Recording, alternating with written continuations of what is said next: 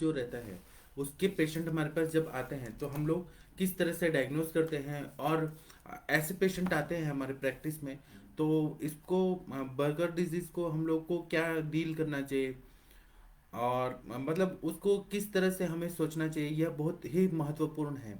तो Burgess disease जब patient आते हैं तो ज़्यादातर जो स्मोकर्स रहते हैं, जो बीड़ी पीते हैं, सिगरेट पीते हैं और कंटिन्यू जो स्मोकिंग करते हैं, उनको ही यह बीमारी होती है।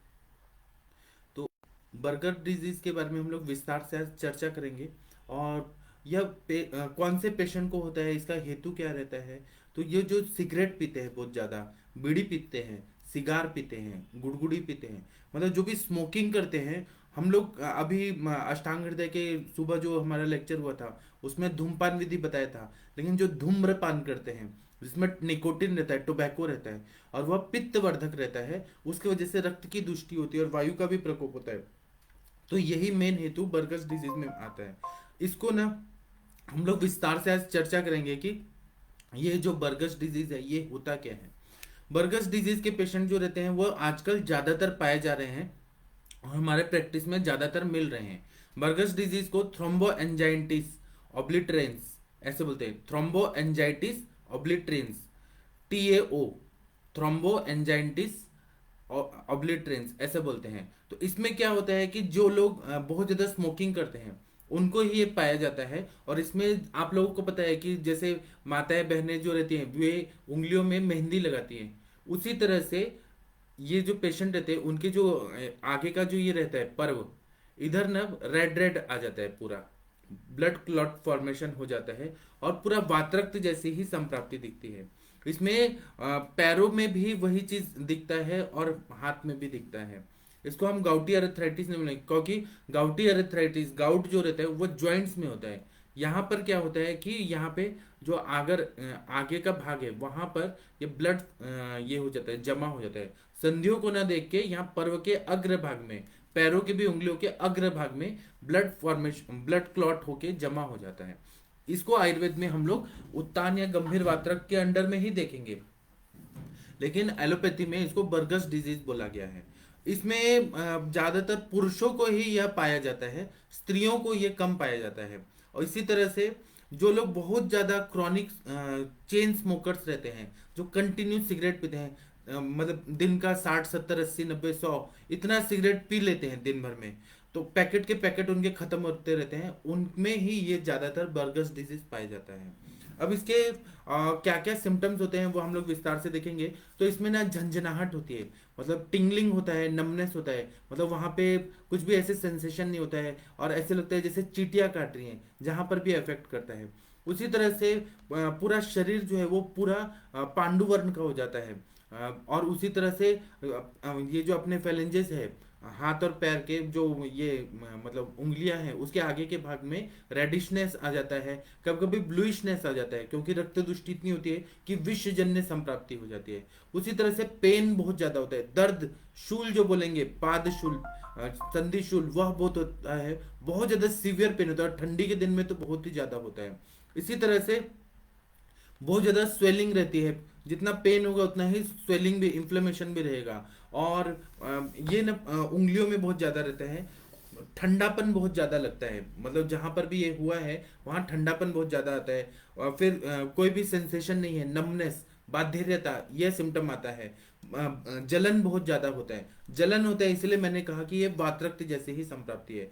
फिर उसके बाद में चींटियां काट रही हैं वैसा होता है। फिर उसी तरह से कभी कभी इश्चमिक गैंग्रीन हो जाता है, वहां ब्लड सर्कुलेशन नहीं हो पा रहा है तो वो सड़ने लगता है, इसलिए इश्चमिक गैंग्रीन ऐसे सिम्टम्स आ जाते हैं। फिर रेनॉल्ड्स फेनोमेना जो होता है, रेनॉल्ड्स डिजीज में जो सिंड्रोम रहता है उसी के फिनोमेना यहाँ पर भी होने लगती है।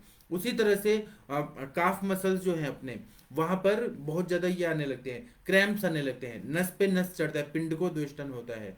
और कभी कभी यहाँ पे अल्सरेशन, जख्म हो जाता है, व्रण होता है, व्रण शोथ हो जाता है। तो इसीलिए अब इसका ऐसे पेशेंट हमारे पास आते हैं और ज्यादातर पुरुष ही आते हैं। तो अब इसका अगर हम लोग को डायग्नोसिस करना है तो आर्टेरियल जो आर्टरीज का जो डॉपलर स्टडी है वो हमें करना चाहिए कि कहाँ पर भी, कहाँ पर कितना मात्रा में ये क्लॉट हो रहा है और ब्लॉकेज हो रहा है। उसी तरह से पेरिफेरल पल्सेशन हम देखते हैं, पैरों के ऊपर जो यहाँ देखते हैं पल्सेशन कैसा हो रहा है, वो हम लोग को चेक करना पड़ता है कि ब्लड सर्कुलेशन अच्छे से हो रहा है कि नहीं हो रहा है।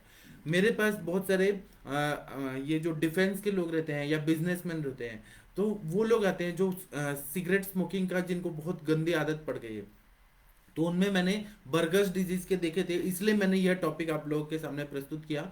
जो लोग अभी मैं पुणे में प्रैक्टिस करता हूँ, तो यहाँ मुंबई के बहुत सारे पेशेंट आते हैं जो बहुत non steroidal anti inflammatory drug, फिर ब्लड थिनर, फिर बहुत सारी दवाइयाँ ले रहे हैं, एंटी कोआगुलेंट वगैरह दवाइयाँ ले रहे हैं, लेकिन उसका साइड इफेक्ट हो रहा है। एक तो पेशेंट ऐसे आए थे जिनको ना ब्लड थिनर लेने की वजह से आर्टरीज और वेन्स ही फट गई और वहीं पर ही स्वेलिंग होने लगा। ऐसे पेशेंट आते हैं, साइड इफेक्ट बहुत होता है एलोपैथी के दवाइयों का। तब हमारे पास आते हैं पेशेंट कि आप आयुर्वेद में कुछ कर सकते हैं क्या, और ये पूरा रेड हुआ रहता है, आगे का जो रहता है ना, उंगलियों का आगे का, पैर का, एकदम जिस तरह से मेहंदी लगाया जाता है आगे आगे आगे आगे, उसी तरह से ये सिम्टम लेके हमारे पास पेशेंट आते हैं। तो वो लोग पूछते हैं कि आयुर्वेद में क्या है, तो हम आयुर्वेद के हिसाब से हम लोग इसको वात्रक देखते हैं। वात्रक का ही सारा सिम्टम चलता है, क्योंकि रक्त की दुष्टि का ये जो कारण है सिगरेट स्मोकिंग, और फिर रात्रि जागरण करना, और अति व्यवहार करना, मतलब बहुत ज्यादा मैथुन करना, रात्रि जागरण करना, फिर उसके बाद में कम सोना, और बहुत ज्यादा स्ट्रेस में रहना। जितना स्ट्रेस में कोई इंसान रहता है उतना सिगरेट स्मोकिंग करता है। स्ट्रेस, काम, शोक, भयाद वायु, ऐसा बताया है। कोई भी डिजीज जो रहते हैं ना, वो सारे सिम्टम्स हमको देखना चाहिए, और फिर उसमें आयुर्वेद के कौन से दोष दुष्य समूर्चना है वह देखना चाहिए। तो इसमें रात्रि सारे वात प्रकोपक आहार विहार देखने मिलता है कि बहुत ज्यादा कामोत्तेजना में बहुत ज्यादा रह रहे हैं, फिर शोक में रह रहे हैं, डिप्रेशन में रह रहे हैं, और भय में रह रहे हैं, एंग्जाइटी में रह रहे हैं, और सिगरेट स्मोकिंग कर रहे हैं। उनको आदत पड़ गई, बिना सिगरेट के वो जी ही नहीं पाते। बीड़ी पीने वालों को भी ये होता है, सिगरेट पीने वालों को होता है, सिगार पीने वालों को, जो भी किसी भी तरह का जो स्मोकिंग करते हैं, ड्रग्स जो लेते हैं मैरिजुआना, उन लोगों को भी ये बहुत ज्यादा पाया जाता है। अब ये बर्गर्स डिजीज वाले पेशेंट आते हैं हमारे पास, तो ये खाने वाला बर्गर नहीं है, ये ना कुछ अलग ही तरह का डिजीज है, मतलब बीमारी है, इसको ध्यान में रखिए। अब इसमें ट्रीटमेंट क्या करना है कि हमें वातरक की संप्राप्ति को भंग करना है, रक्त की दुष्टि को ठीक करना है, और आवरण जन्य जो संप्राप्ति है। कुछ आचार्य लोग जो हैं हमारे पुणे के, जो बड़े बड़े जो डॉक्टर्स हैं, उनके पास जब पेशेंट आते हैं तो वो बोलते हैं कि कफ जन्य जो वातरक्त है वो सारे सिम्टम्स मैच होते हैं। कभी कभी पित्त वाले भी होते हैं, कभी कभी वात वाले भी वातरक्त के सिम्टम्स दिखते हैं।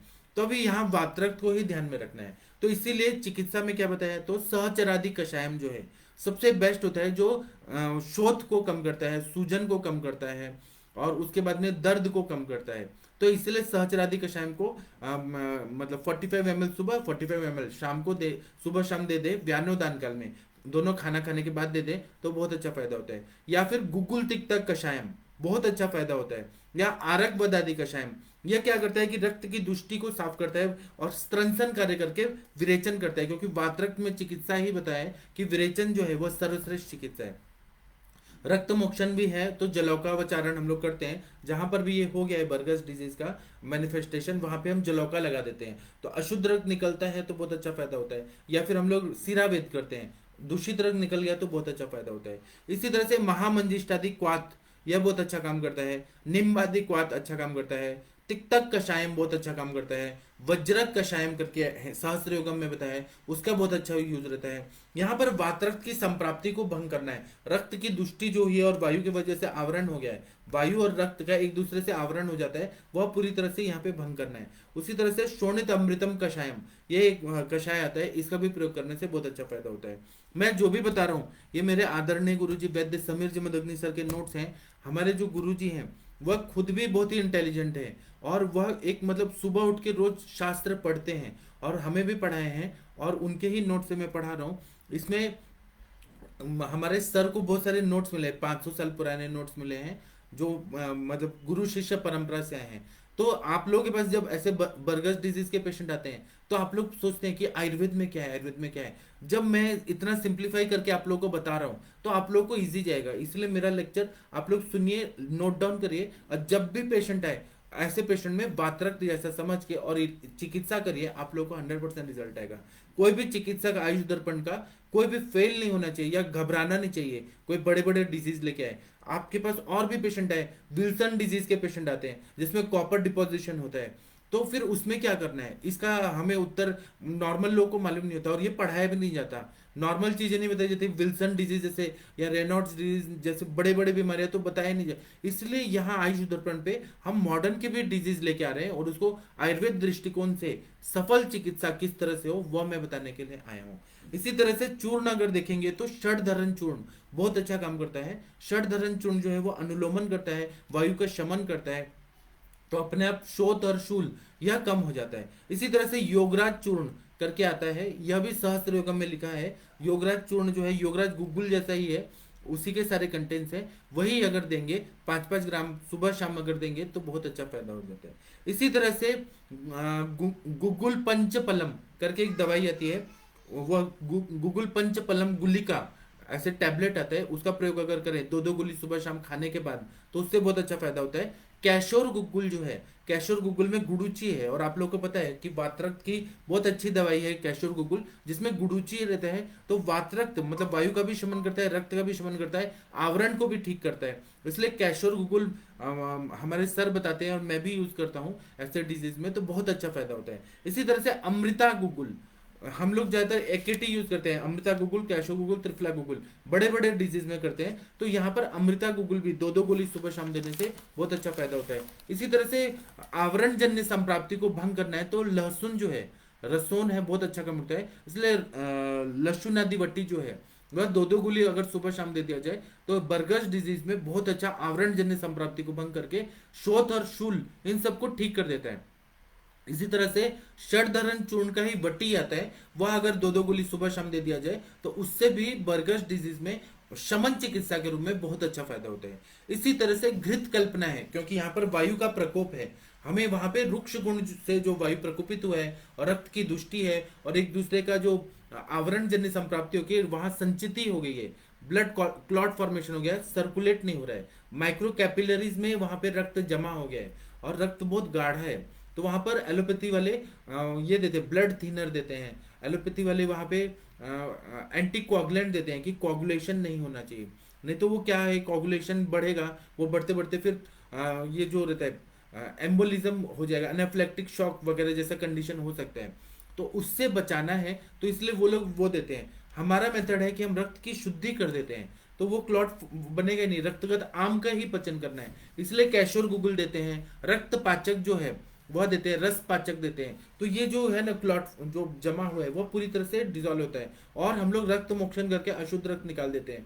फिर हम लोग विरेचन देते हैं, जो पित्त और रक्त का आश्रय आश्रय संबंध है वो देते हैं। लेकिन जब हम रक्त की चिकित्सा करते हैं, वायु की चिकित्सा करना भी बहुत जरूरी है, तो वायु की चिकित्सा के लिए तिक्त रसात्मक घृत का प्रयोग करना चाहिए।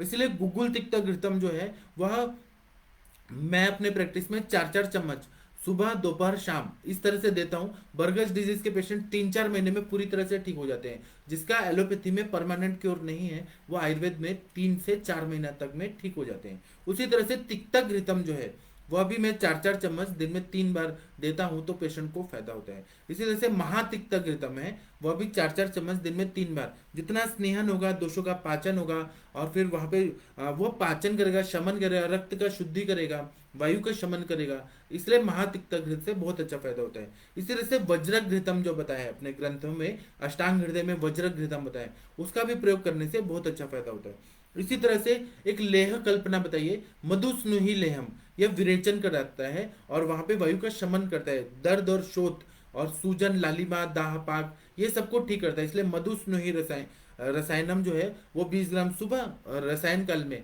मतलब सुबह भूखे पेट ब्रह्म मुहूर्त में अगर खिला दिया जाए तो पेशेंट को बहुत अच्छा फायदा होता है, और 20 ग्राम शाम को, इतना मात्रा में अगर दे दिया जाए उतना सुपाच्य भी रहता है, पेट भी साफ करता है 2 टाइम।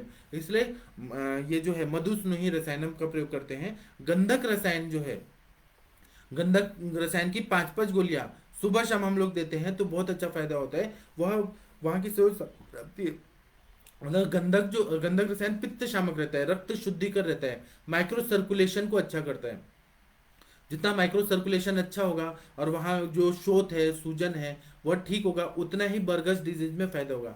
इसलिए इसका प्रयोग करते हैं। तो मतलब हमारे जो गुरु शिष्य परंपरा से ऐसे जो अचिकित्सीय बीमारियां हैं, जो या फिर कष्ट साध्य बीमारियां हैं, जिसका एलोपैथी वाले डॉक्टर्स भी नहीं कर पाते हैं, और जो दूसरे कॉमन जो डॉक्टर्स होते हैं वो घबरा जाते हैं, उसका हमारे गुरुजी के पास इलाज है। मतलब मैंने अपने जमदग्नि सर से सब सीखा है, तो यहाँ मैंने देखा है पेशेंट परमानेंट क्योर हो जाते हैं। इसी तरह से इसमें तिक्तक क्षीर बस्ती का प्रयोग अगर कर दिया जाए तो बहुत अच्छा फायदा होता है। शीर बला तेल का, अगर शोथ और शूल ये सब कम करना है तो तिक्तक क्षीर बस्ती एक दिन और दूसरे दिन शीर बला तेल का बस्ती, इससे बहुत अच्छा फायदा होता है। अगर दाह पाक बहुत ज्यादा है, बर्निंग बहुत ज्यादा है, तो चंदन बला लाक्षादी तेल, उसका अगर बस्ती दे दिया जाए तो बहुत अच्छा फायदा होता है। इसी तरह से वहां पे लगाने के लिए प्रसारणी तेल जो रहता है, जो वात्रक चिकित्सा में बताया है, प्रसारणी तेल को लगाने से बहुत अच्छा, वहां माइक्रो सर्कुलेशन बाह्यतः लगाने से अच्छा होता है, तो पेशेंट को बहुत रिलीफ मिलता है। कोकिलाक्ष क्षार है, उसका प्रयोग करने से फायदा होता है। पीपल का पेड़ है, उसका पंचांग ले लें। पीपल जो रहता है वो, उसको हम लोग ये बोलते हैं, उसमें अश्वत्थ बोलते हैं, और अग्नि देवता अश्व का रूप धारण करके उसमें चले गए थे, एक पौराणिक कथा है। इस और जो पीपल रहता है ना, वो 24 घंटे ऑक्सीजन देता है। इमली का पेड़ है, रात को कार्बन डाइऑक्साइड ज्यादा देता है, दिन में ऑक्सीजन देता है। लेकिन पीपल का पेड़ के पास आप लोग रहेंगे, आप लोग 1 घंटा भी पीपल, घना पीपल का पेड़ है वहां रुक जाएंगे तो आपको फ्रेश लगेगा, क्योंकि प्योर ऑक्सीजन देता है। तो यह पीपल का वृक्ष के बारे में बोधि वृक्ष बोला है। मतलब गौतम बुद्ध जो थे, उनको पीपल के पेड़ के नीचे ही ज्ञान प्राप्त हुआ था, क्योंकि प्योर ऑक्सीजन देता है, और इसको बोधि वृक्ष बोलते हैं। बौद्ध धर्म में इसका बहुत ज्यादा महत्व है, इसलिए बोधि वृक्ष बोलते हैं, क्योंकि बुद्ध बुद्ध भगवान को वहीं पर ज्ञान प्राप्त हुआ था। तो यही चीज चरक संहिता में बताया है कि बोधि वृक्ष के पत्ते लेने हैं, छाल लेना है, तना लेना है, इनके काढ़ा बना के, मूल लेना है, मतलब पंचांग लेके और उसका काढ़ा बना के देंगे, तो यह बर्गस डिजीज, वात्रक जन्य संप्राप्ति को पूरी तरह से भंग करके पूरा पेशेंट का ब्लड प्यूरिफाई करके पूरी तरह से ठीक कर देता है। क्योंकि उसमें गुणधर्म है कि वो प्योर ऑक्सीजन भी बनाते हैं, और वो जब शरीर में जाता है तो वो blood thinner, natural blood thinner है, वहां पे माइक्रो सर्कुलेशन को अच्छा करता है, रक्त वाहिनियों को बल देता है। और जब माइक्रो सर्कुलेशन होगा, आर्टरी से वो सर्कुलेट होने लगेगा, तो ये बर्गस डिजीज ठीक हो जाएगा। इसीलिए, और पीपल का जो है वो कषाय रसात्मक है, पित्त का शमन करने वाला है, हील भी करता है, एंटी इंफ्लेमेटरी भी है। पीपल का तो बहुत ज्यादा महत्व है, अपने सनातन धर्म में भी महत्व है। मतलब इसलिए पीपल की पूजा की जाती है। और मतलब पीपल का काढ़ा अगर दे दिया जाए तो वातरक्त जन्य संप्राप्ति में बहुत अच्छा फायदा करता है। तिक्तक क्षीर बस्ती है तो पटोल, फिर पटोल है, फिर यष्टि मधु है, फिर उसके बाद में किरात तिक्त है, गुड़ूची है, ये 4 द्रव्य ज्यादातर हम लोग यूज करते हैं। और भी तिक्तक क्षीर बस्ती में बहुत सारे घटक द्रव्य, उसका भी प्रयोग कर सकते हैं। हम इसको एक भाग चूर्ण लेते हैं, यवकुट चूर्ण लेते हैं, और 8 गुना पानी लेते हैं, 8 गुना दूध लेते हैं, काढ़ा बना के फिर दूध डाल के, फिर इसको उबालते उबालते जब दूध ही रह जाए और पानी उड़ जाए तो उस छान के उसको पिलाते हैं सुबह शाम। तो बर्गस डिजीज में बहुत अच्छा फायदा होता है। पिलाने के लिए मतलब इस तरह से जो मैंने बताया, तिक्तक क्षीर बस्ती का क्वाथ, या सॉरी क्षीर पाक, वो पिला दिया तो और फायदा होगा। अगर बस्ती के रूप में दे दिया, जैसे पटोल हो गया, किरातिक्त हो गया, यष्टि मधु हो गया, कुडुची हो गया, इसका शीरपाक विधि से पिला भी दिया और बस्ती भी दे दिया तो बहुत अच्छा फायदा होगा। इसी तरह से शीर बला तेल, शीर बला तेल, उसमें दूध रहता है, बला वनस्पति रहती है, तिल तेल रहता है। तिल तेल वायु का शमन करता है, और शीर बला दूध वाला, दूध के साथ बनाया जाता है। तो इसीलिए वो क्या करते हैं कि वात्रक की संप्राप्ति में वो बहुत उपयोगी पड़ता है। मतलब रक्त को भी शमन करेगा, वायु का भी शमन करेगा, और वहां पर दाह पाक, लालिमा, इन सब को भी ठीक करेगा। और बला वनस्पति वो तो बल्ले है, और इनका सिद्ध जो तेल होता है शीर बला तेल, उसका प्रयोग करने से डेफिनेटली फायदा होता है। हर साइंस का कोई ना कोई लॉजिक होता है, और आयुर्वेद साइंस जो है ये मैंने नहीं लिखा है, ऋषि मुनि लोगों ने लिखा है, मैं बस आप लोग तक पहुंचा रहा हूँ। तो मतलब मैं निमित्त हूँ, ये सब भगवान की प्रेरणा है कि आप लोगों को सारा नॉलेज मिल रहा है, शेयर हो रहा है इतना नॉलेज ओपनली, वो भी ओपन प्लेटफॉर्म पे।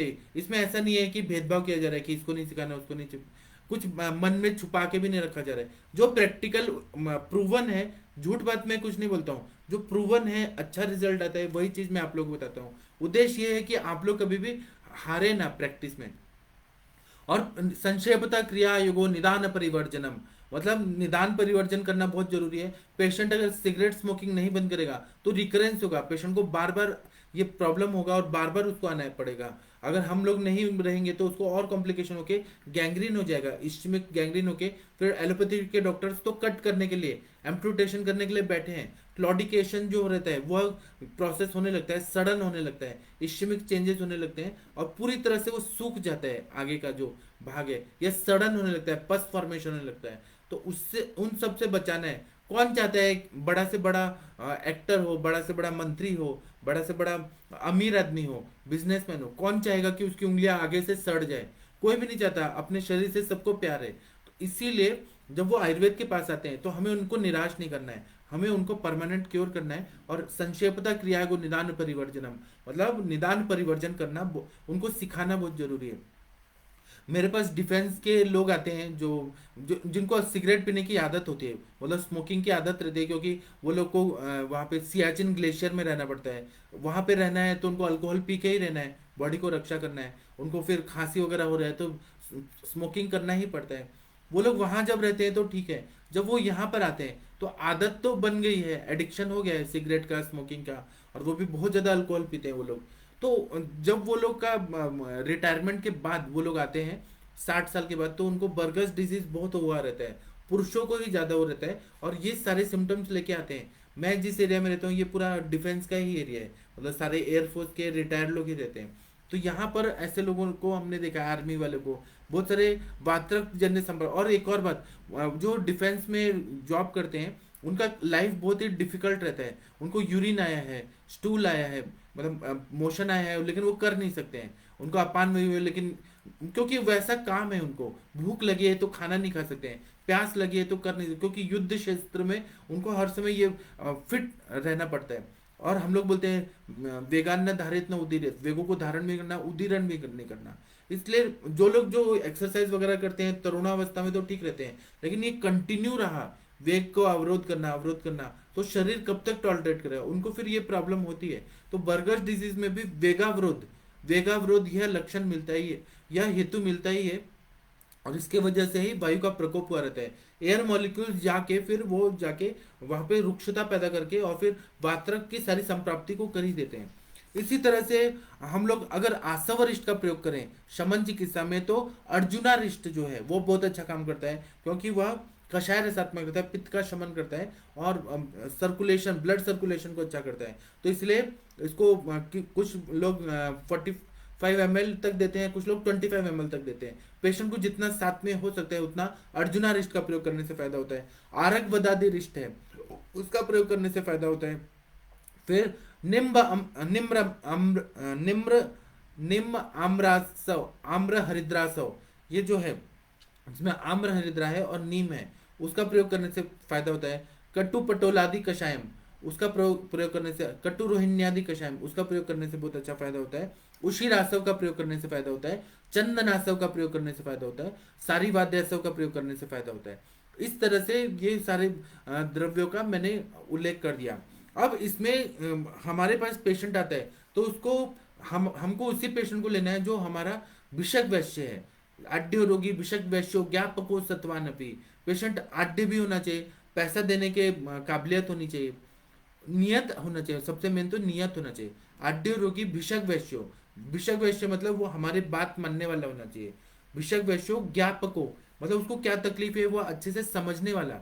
ज्ञापको सत्वान भी, सत्व भी उसका अच्छा होना चाहिए। जब हम ट्रीटमेंट दे रहे हैं तो वह मन से बलवान रहना चाहिए। अगर नहीं तो हम दवाई देंगे और वो और ज्यादा तकलीफ देगा तो हमें कमजोर दिल का होगा, उसको नहीं देना है।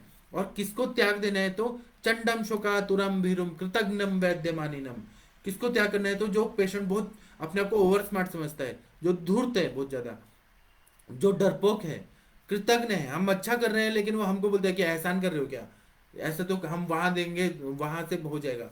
कृतज्ञ लोग को कभी नहीं इलाज करना है। और वैद्य अमानिनम, वैद्य को रेस्पेक्ट नहीं कर रहा है, उनको इलाज नहीं करना है। ये मैं नहीं बोलता हूँ, ये चरक संहिता में बताया।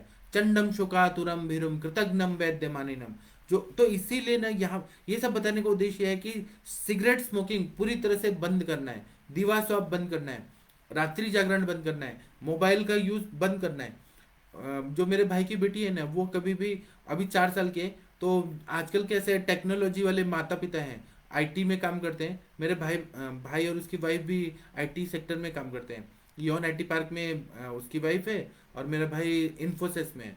तो आईटी वाले जो लोग रहते हैं ना, वो क्या करते हैं, बिजी रहते हैं दिन रात, और 5 दिन बहुत ज्यादा काम रहता है, सैटरडे संडे छुट्टी रहता है। तो वो लोग बच्चों को गलत आदतें देते हैं कि मोबाइल गेम खेलो, टिकटॉक चलाओ, फिर वो पबजी खेलो, फिर उसके बाद में मतलब वो बजा देते हैं बच्चों को। और आजकल तो अभी स्कूल वगैरह खुला नहीं है, या टीवी में कार्टून लगा देते हैं, तो डोरीमन देखो, ये देखो, वो देखो, शिनचैन देखो, ऐसे ये बहुत सारे लगा दिया। लेकिन मेरे भाई ने ऐसा आदत नहीं डाला। तो मेरे भाई की बेटी है ना, वो कभी भी मोबाइल और टीवी इसमें उसको नहीं है, खेलती रहेगी, खिलौना से खेलेगी सब कुछ नेचुरल वे में। लेकिन ये जो गैजेट्स है ना, इलेक्ट्रॉनिक गैजेट्स, उससे दूर रखा गया है, तो इससे वो स्वस्थ है। तो आप लोग भी अपने पेशेंट को ये बोलिए कि मोबाइल का यूज नहीं करना है। जो बर्गर्स डिजीज वाले पेशेंट है ना, उनको ये हमें बताना है कि क्योंकि इंस्टाग्राम आ गया है, फेसबुक आ गया है, व्हाट्सअप आ गया है, तो रात रात भर चैटिंग होती रहती है, और लेट तक सोना और कम सोना और वेगों को धारण करना, ये सब हो रहा है, बहुत ज्यादा हो रहा है। तो इसलिए बर्गर्स डिजीज से हमें ठीक करना है, तो दिनचर्या अच्छा करना है, प्रॉपर स्लीप होना चाहिए, सुबह जल्दी उठना चाहिए, उठने से मल प्रवृत्ति अच्छे से हो जाती है, तो सारा बीमारी तो उसी से निकल जाता है। फिर भूख अच्छी लगनी चाहिए, एक्सरसाइज बोलना है। अगर पेशेंट एक्सरसाइज नहीं करता है तो वो बहुत गलत है। इसी तरह से आयुर्वेद कॉन्सेप्ट जो है, थ्रोम्बोएंजाइटिस ऑब्लिटरेंस जो है, बर्गस डिजीज, इसको आयुर्वेद में ऐसा बोलते हैं कि ये आवरण जन्य संप्राप्ति है। और इसमें आचार्यों ने बोला है कि ये वात्रक के अंत में आवरण जन्य बताया, बहुत सारा बताया उन्होंने आवरण, तो वह आवरण के ही सारे सिम्टम्स इसमें दिखते हैं। और धमनी प्रतिचय या धमनी उपलेपम, ऐसे भी लक्षण इसमें दिखते हैं। धमनी का उपचय होना मतलब धमनी सूख उठ जाना, जो एन्यूरिज्म बोलते हैं, या फिर उपलेप होना मतलब आर्टेरियोस्क्लेरोसिस, प्लेक फॉर्मेशन, कैल्सिफिकेशन, ये जो आर्टरीज में पूरी तरह से भर जाना, ब्लॉकेज होने लगना, ऐसे सिम्टम्स भी दिखते हैं। तो इसीलिए कफज नानात्मक रोगों से भी इसका, जब कफ जन्य संप्राप्ति दिखती है, शोथ हो रहा है बहुत ज्यादा, और मंद मंद वेदना हो रही है, तो हम लोग धमनी प्रतिचय, धमनी उपलेप, इनको हम लोग कफज नानात्मक व्याधि के उससे भी कंसिडर कर सकते हैं। उसी तरह से स्क्लेरोसिस जब हो जाता है, थिकनिंग ऑफ ब्लड वेसल्स, ये जो हो जाता है, ब्लड क्लॉट फॉर्मेशन, ये सारा कफ का, कफ जो है विकृत कफ जाके आर्टरीज और वेन्स में जाके जमा हो जा रहा है। इसलिए इसको आवरण जन्य रक्त व स्त्रोतस की दुष्टि, वो भी विकृत कफ की वजह से, ऐसा भी हम लोग कंसिडर कर सकते हैं। रक्त व स्त्रोतस, ऐसे बोलते हैं कि स्त्रोतस दुष्टि के लक्षण क्या होते हैं, अति प्रवृत्ति, संगोवा, सिराणाम ग्रंथो पिवाच, ये सब है स्त्रोत दुष्टि के। तो यहाँ पे संग, ये संप्राप्ति होती है, तो इसकी वजह से ये बर्गस डिजीज हो जाता है। यहाँ पर उंगलियां जो है, उसके आगे का जो है, ये पूरे रेड हो जाते हैं। जिस तरह से मेहंदी लगाइए, ऐसा लग, ज्यादातर स्त्रियां जो है वो मेहंदी लगाती हैं, शादी ब्याह जब होता है या कोई त्योहार आता है, तो मेहंदी का रंग लग जाता है, ये पूरा ऐसे कलर कर दिया जाए। उसी तरह से पुरुषों को जब ये हो जाए और रेडिश हो जाए पूरा, तो उसको बोलते हैं बर्गस डिजीज। ये हाथ में भी हो जाता है, पैर की उंगलियों में भी, आगे के अग्र भाग में हो जाता है। तो आपके पास जब भी पेशेंट आएगा, तो आपको क्लियरली उसको डायग्नोज करना है कि बर्गस डिजीज है। और आप जो आर्टेरियल जो डॉपलर है, डॉपलर स्टडी कराइए, उसके बाद में पल्सेशन चेक करिए, उसी तरह से लक्षण देखिए कि दाह पाक है। आयुर्वेद के हिसाब से आवरण जन्य वात्रक देखिए, वायु से रक्त ने वायु से एक दूसरे को आवृत कर दिया है, इसलिए ये सारे सिम्टम्स आ रहे हैं। और दूसरा क्या है कि अगर हम लोग रस धातु को अप्रोच करते हैं, तो हमें तिक्त रसात्मक द्रव्य, मतलब रस धातु पे भी काम करना है। और कौन से रस ज्यादा करते हैं, तो तिक्त रस वाले द्रव्य जो रहते हैं, यह इस कंडीशन में बहुत अच्छा काम करता है। रस धातु को अच्छा कर दिया, रक्त धातु को अच्छा कर दिया, तो बहुत अच्छा फायदा होता है। इसलिए हमारे जो वैद्य श्रेष्ठ जो चिकित्सक हैं, हमारे गुरुजी लोग हैं, वो बोलते हैं कि इस ऐसे पेशेंट में आप वात्रक की चिकित्सा करिए, लेकिन स्वभाव परमार्थ से व्याधि का नाश होना बहुत जरूरी है। इसलिए रस पाचक दीजिए, रक्त पाचक दीजिए, उससे शुरू करिए। ताप्यादि लौ दीजिए, नवायस लौ दीजिए। ताप्यादि लौ, चंद्रकला रस जो है वह माइक्रो सर्कुलेशन को अच्छा करता है। और मैंने बहुत सारी दवाइयां बताई जो आप लोगों को जरूर उपयोगी पड़ने वाली हैं। आप लोगों को कोई भी डाउट आता है तो आप लोग पूछ सकते हैं। षडधरण जो चूर्ण है वह तिक्त कटु रसात्मक रहता है, और इसमें बहुत अच्छा फायदा करता है। अगर सहचरादि कषायम और षडधरण चूर्ण, इन दोनों का कॉम्बिनेशन दे दिया जाए, तो बहुत सक्सेस रेट बढ़ जाता है। तो इसीलिए आप लोग कभी भी कोई भी ऐसे पेशेंट आपके पास आ रहे हैं, हमारे प्रैक्टिस में पेशेंट ऐसे फाइल के फाइल लेके आते हैं कि हमने ये इलाज कराया, वो इलाज कराया, आप इस पे इलाज करो। और वो बोलते हैं कि हमें पैथोलॉजिकल रिपोर्ट में, एक्सरे में आप हमें ठीक करके दिखाओ। तो हमें क्या करना है कि वह समझना है हमें कौन सा डिजीज है, वो सारा लेके फिर हैरिसन की बुक या ऑनलाइन बहुत सारा डेटा रहता है, वो सब देख के सारे लक्षण लिख लेना है। पेशेंट से फिर केस टेकिंग करना है। एक ही बार में केस टेकिंग नहीं होगा। पहले पेशेंट को देख लिया ना, तो दीपन पाचन अनुलोमन कर लीजिए, फिर आपके पास एक हफ्ते का टाइम मिलेगा। उस टाइम पे आप पूरा केस स्टडी कर लीजिए कौन सी बीमारी है। फिर नेक्स्ट टाइम जब पेशेंट आएगा तो बात करते करते करते करते उसके सारे सिम्टम देखिए, तो जो किताबों में लिखा है वो मैच हो रहा है क्या, वो मैच हो रहा है ना, तो फिर वात के लक्षण कौन से, पित्त के लक्षण कौन से, कफ के लक्षण कौन से, वो देखिए। कौन से दोष दुष्ट ज्यादा समूर्चना है, उसमें अनुबंध दोष कौन सा है, अनुबंध दोष कौन सा है, वो देखिए। फिर उस हिसाब से चिकित्सा करिए। आप लोग ना बिलीव नहीं करेंगे, ऐसा आदत अगर डालेंगे तो पेशेंट 100% ठीक होगा। और केस टेकिंग का भी जो मैंने केस शीट दिया है व्हाट्सएप ग्रुप में, उस हिसाब से केस टेकिंग करिए कि वो मधुर रस का ज्यादा सेवन करता है क्या, अम्ल रस का करता है, लवण रस का, अम्ल तिक्त कटु कषाय रस का क्या सेवन करता है, उसका खाने का टाइमिंग क्या है, उसका सोने का टाइमिंग कितना है, मल प्रवृत्ति कितने बार होती है, फिर उसका मानस भाव कैसा है, फिर उसके बाद में उसका निद्रा कैसे होती है, उसका मैथुन का जो है पति पत्नी का रिलेशन वो कैसा है, फिर उसका रज प्रवृत्ति कैसे है। ये बर्गस डिजीज तो स्त्रियों में नहीं होता, लेकिन जब भी पेशेंट आते हैं तो पूरा हेतु निकलना, पूर्व व्याधि क्या हो गई थी, फिर वो उसका सीक्वेंस से और क्या क्या बीमारी हुआ, मतलब तो ये सब जो है ना, ये हमें समझेंगे तो हमें चिकित्सा अच्छे से करने आ जाएगी। इसीलिए माधव निदान का जो सुबह क्लास हो रहा है 6 से 7 बजे तक, तो सारे वैद्य लोग आते हैं, और जिन लोगों को इंटरेस्ट है वही तो आते हैं। जो लोग पढ़ रहे हैं, आगे बढ़ रहे हैं, उनका ही तो सक्सेस मिलने वाला है। जो लोग सोचते हैं कि इसमें क्या है, डिग्री मिल गया, जॉब मिल गया और बैठो 4-5 दवाई लिखो और दे दो, वो लोग आगे तरक्की नहीं करते हैं। जिसको तरक्की करना है वो कंटिन्यू पढ़ते रहते हैं। इसलिए बर्गर्स डिजीज के पेशेंट आए, आप लोग कभी भी घबराइएगा मत। कुछ भी डिफिकल्टी आती है तो आप लोग मुझे फोन करिएगा, मैं आप लोग को जरूर बताऊंगा। जहां पर भी अटके तो मैं आप लोगों के साथ हूँ। अब मैं आप लोग के जो क्वेश्चन आंसर है उसका आंसर देने का कोशिश करता हूँ। आप लोग प्रश्न पूछ सकते हैं यहाँ इनबॉक्स में। डॉक्टर शशिकांत त्रिपाठी जी ये बोल रहे हैं, चरण स्पर्श सर आपको बहुत बहुत आशीर्वाद, आप बहुत आगे जाएंगे ऐसा मैं शुभकामनाएं देता हूँ। डॉक्टर तृष्णा जी नमस्ते प्रणाम आपको। डॉक्टर आरती शर्मा जी नमस्ते प्रणाम आपको। डॉक्टर सुनील पुंडे जी नमस्ते प्रणाम आपको। डॉक्टर महेश प्रजापति जी, वाह कितने अच्छे अच्छे लोग आए हैं। आयुर्वेद के इतने मतलब आप लोग ही कल के चरक और सुश्रुत और वाग्भट हैं। आप लोग ही माधव मिश्रा हैं, शारंगधर हैं। तो मुझे तो इतना प्राउड फील होता है। मैं आप लोग को पर्सनली नहीं जाता, लेकिन मैं आप लोग को देख रहा हूँ, ऑब्जर्व कर रहा हूँ, इतना मेहनती लोग हैं। आप लोग सुनते हैं, समझते हैं, और संप्राप्ति समझते हैं, फिर अपना खुद का अभ्यास करते हैं, इसलिए अच्छे लगते हैं आप लोग। डॉक्टर महेश जी नमस्ते प्रणाम आपको। डॉक्टर शशिकांत त्रिपाठी जी बोल रहे हैं कि सर यूरिन के बाद शुक्र आने का ट्रीटमेंट। जब यूरिन के बाद शुक्र आ रहा है इसका मतलब वो ना बहुत ज्यादा ना शुक्र पतला हो गया है।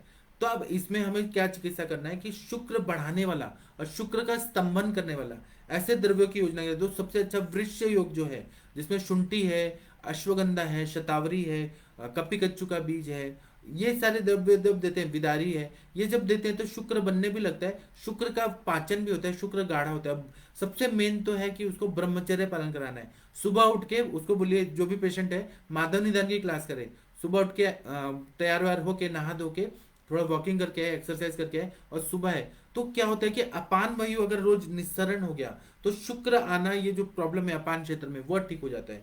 बहुत सारे हमारे वैद्य लोग हैं, वो खुद भी उठने लगे हैं, पढ़ाई कर रहे हैं, और वो अपने पेशेंट लोग को भी बोलते हैं कि ब्राह्मे मुहूर्ते उत्तिष्ठे स्वस्थो रक्षार्थम आयुषा, मतलब ब्रह्म मुहूर्त में उठना है आयु की रक्षा करने के लिए। तो बहुत अच्छा।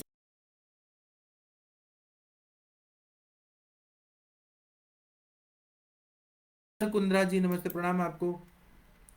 डॉक्टर रवि कुमार सिंह जी बोल रहे हैं कि आईजीए नेफ्रोपैथी में भी बोला जाता है। जी आपका बात 100% सही है सर। डॉक्टर विकास विश्वकर्मा जी नमस्ते प्रणाम आपको। डॉक्टर सिद्धेश पांड्या प्रणाम आपको। डॉक्टर अरविंद जी बोल रहे हैं कि आप पैरालिसिस के सेशन करिए। मैं तो करूंगा। आप जो आयुष दर्पण के डायरेक्टर हैं और जो हमारे ये पूरा अरेंज करते हैं वैद्य नवीन जोशी सर, उनको एक रिक्वेस्ट कर दीजिए, वो आपका जो बोलेंगे वो मैं पढ़ा दूंगा। Doctor Manisha ji thank you प्रणाम। डॉक्टर अनुरिता जी प्रणाम आपको। आज अनुरिता जी आप आई नहीं, मैं आपका पूरा दिन इंतजार किया। तो आप 8:30 बजे आ जाइए, ऐसा मैं उम्मीद करता हूँ, नस से आज का ब्रेक ना हो। डॉक्टर अशोक जी नमस्ते प्रणाम आपको। डॉक्टर रवि कुमार जी बोल रहे हैं कि now we will treat the patients of Buerger's disease in your guidance.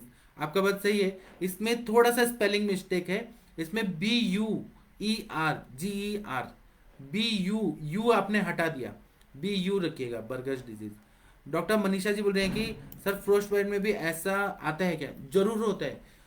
ये फ्रोस्ट बाइट और बर्गस डिजीज ये ज्यादातर एक जैसे ही रहते हैं, बात्रक जैसे ही रहते हैं। और जो सियाचिन में काम करते हैं वो लोग तो जो आर्मी के सोल्जर्स होते हैं वो बोलते हैं कि हम लोग को पेट्रोलिंग करना पड़ता है, पूरा बॉर्डर एरिया पे करना पड़ता है, तो कभी कभी इतनी ठंडी रहती है, पानी को तो उबाल के वो चाय बना के पीते हैं। मतलब इतना पानी तो पी नहीं सकते, इतना मुश्किल होता है। पानी भी पीना है तो बॉईल करना पड़ता है, इतना बर्फ रहता है वहां पे। और अभी पूरे पहाड़ों पे बर्फ गिर रहा है, 12 राज्य पूरे अफेक्टेड है, इतनी ठंडी पड़ रही है, इतना शीतलहर है। तो वो लोग बोलते हैं कि इतना पैर हमारा सूज जाता है कि हम लोग चल रहे हैं ना तो कट भी जाए तो हमें दर्द नहीं होगा, इतना वहां पे ठंडी रहती है। तो ये उनको फिर फ्रोस्ट बाइट होने का बहुत चांसेस रहता है। लेकिन यह फ्रोस्ट बाइट जो है वो कहाँ पे हो रहा है? चेहरे पे हो रहा है कि उंगली के आगे के भाग में हो रहा है कि जॉइंट्स में हो रहा है, वह हमें देखना चाहिए। बर्गस डिजीज में आगे का भाग होता है, इसलिए इसको नाम दिया है बर्गस डिजीज। और इसमें स्मोकिंग मेन कारण रहता है, क्योंकि एलोपैथी के डॉक्टर्स हैं वो लोग रिसर्च करते हैं, डेटा निकालते हैं, तब वो तो इसलिए स्मोकिंग मेन कॉज पड़ा है। बाकी आयुर्वेद के हिसाब से तो हम वायु और रक्त के दुष्टि के वजह से आवरण जन्य संप्राप्ति, ये तो हमें पता ही चलता है। एलोपैथी में ये वायु का कॉन्सेप्ट नहीं है कि रात्रि जागरण किया तो वायु प्रकोपित होगा, फिर अति मैथुन किया तो वायु प्रकोपित, ये एलोपैथी साइंस नहीं मानता है, आयुर्वेद मानता है। इसलिए हम लोग ज्यादा सक्सेसफुल होते हैं बीमारी को समझ के ट्रीट करने के लिए, जड़ से बीमारी को हम लोग ठीक करते हैं। एलोपैथी साइंस में अग्नि का कॉन्सेप्ट नहीं है, वायु का कॉन्सेप्ट नहीं है। वो लोग बोलते हैं कि इसमें इन्फ्लेमेटरी चेंजेस होते हैं। और दूसरा वो लोग एलोपैथी में बोलते हैं बर्गस डिजीज जो है वो ब्लड क्लॉट हो रहा है, ब्लड सर्कुलेट नहीं हो रहा है और वहाँ पे एक्यूमुलेट हो रहा है और वहाँ पे इन्फ्लेमेटरी चेंजेस हो रहे हैं और वो परमानेंट डैमेज हो रहा है, इरिवर्सिबल सेल इंजरी हो रही है। लेकिन वो क्यों हो रहा है वो लोग के पास आंसर नहीं है। वो लोग बोलते हैं स्मोकिंग क्या इसलिए होता है, जो संप्राप्ति है हेतु सेवन करने से, वो आयुर्वेद का अगर करते हैं, मतलब आयुर्वेद के हिसाब से समझ के फिर चिकित्सा करते हैं तो इसका परमानेंट इलाज हो जाता है।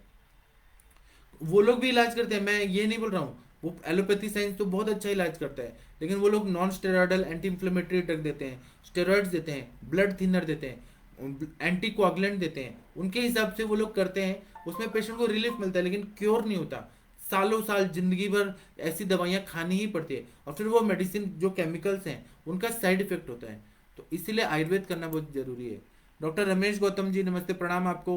डॉक्टर काजल जी नमस्ते प्रणाम आपको। डॉक्टर देव भट्ट सिवाल जी नमस्ते प्रणाम आपको। डॉक्टर अंजना जी नमस्ते प्रणाम आपको। डॉक्टर कंचन जी नमस्ते प्रणाम आपको। अब आपके पास पेशेंट आएंगे तो आप लोग कभी भी हार मत मानिएगा। डॉक्टर स्वाति जी नमस्ते प्रणाम आपको। डॉक्टर सविता जी बोल रहे हैं षडधरण चूर्ण का रेफरेंस ये सुश्रुत संहिता में है। जो ये महावात व्याधि जो है चिकित्सा, वात व्याधि चिकित्सा, उसमें षडधरण चूर्ण है। और षडधरण चूर्ण जो है सहस्त्र युगम में बताया है, आयुर्वेद सार संग्रह में बताया है, भारत वैश्य रत्नाकर में बताया है। तो षडधरण चूर्ण जो रहता है बहुत अच्छा काम करता है, हम मतलब वायु का अनुलोमन करता है और वात का शमन करता है। षडधरण मतलब उसमें 6 चीज ही है, उस पर मैं एक लेक्चर लिया हूँ, या अगर आप बोलेंगे तो मैं फिर से ले लूंगा, मैं फिर बताऊंगा। डॉक्टर रंजीत गुप्ता जी नमस्ते प्रणाम आपको। डॉक्टर सुवर्णा जी नमस्ते प्रणाम आपको। डॉक्टर सरोज देसाई जी नमस्ते प्रणाम आपको। डॉक्टर रूपाली जी नमस्ते प्रणाम आपको। डॉक्टर आरती जी नमस्ते प्रणाम आपको। डॉक्टर सुनीता पाल जी नमस्ते प्रणाम आपको। डॉक्टर चिराग त्यागी जी नमस्ते प्रणाम आपको। डॉक्टर बबली बबली जी नमस्ते प्रणाम आपको। डॉक्टर सुमित घोष जी बोले प्रणाम सर, प्रणाम आपको, आप बंगाली बाबू है, प्रणाम आपको। डॉक्टर अनुरिता जी नमस्ते प्रणाम आपको। डॉक्टर आरती वर्मा जी नमस्ते प्रणाम आपको। डॉक्टर कुसुम पांडे जी नमस्ते प्रणाम आपको। डॉक्टर विनय मित्तल जी नमस्ते प्रणाम आपको। डॉक्टर किरण तनवर जी नमस्ते प्रणाम आपको। डॉक्टर लक्ष्मी जी नमस्ते प्रणाम आपको। डॉक्टर राजकुमार जी नमस्ते प्रणाम आपको। डॉक्टर, हाँ ये बहुत बढ़िया पूछ रहे हैं, राजकुमार सोनी जी बोल रहे हैं HLA-B27 का ट्रीटमेंट मैं जरूर बताऊंगा।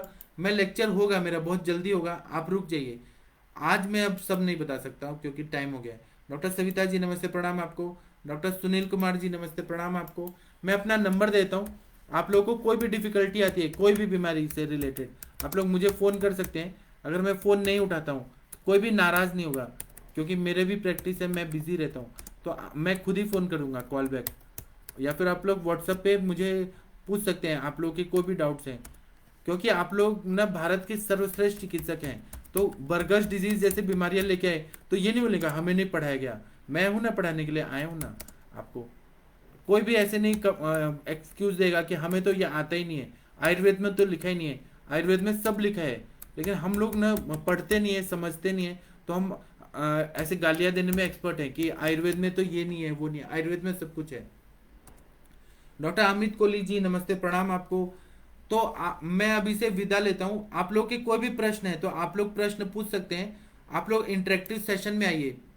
देखिए डॉक्टर शिवम आयुर्वेद जी बोल रहे हैं कि if possible please give me your mobile number, WhatsApp, Telegram, Signal. देखिए मैंने ऊपर अपना नंबर दिया है, आप ऊपर देखिए मैंने अपना नंबर दिया है, अपना मोबाइल नंबर दिया है, व्हाट्सअप नंबर दिया है। और इंटरेक्टिव सेशन अभी जो होगा उसमें आप सभी लोग का स्वागत है। आप लोग जूम पे आइए और सुनिए और बात करिए हमसे, तो हम आप लोगों के सारे डिफिकल्टी को सॉल्व करेंगे। तो अभी का मैं लेक्चर समाप्त करता हूँ। प्रणाम सभी लोगों को, कोटि कोटि नमस्ते, प्रणाम।